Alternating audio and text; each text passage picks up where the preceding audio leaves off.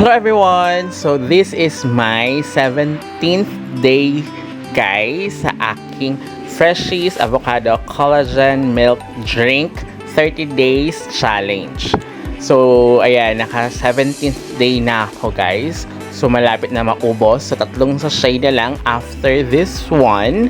So bubuksan na natin yung susunod na box. And possible na mag-extend ako dahil I really love it. I love the taste. I love the taste of avocado. And hindi siya ganun katamis. So nasanay na ako na hindi ganun siya katamis guys. So okay naman pala kahit hindi siya ganun katamis. So napaka-refreshing nga guys at napakasarap.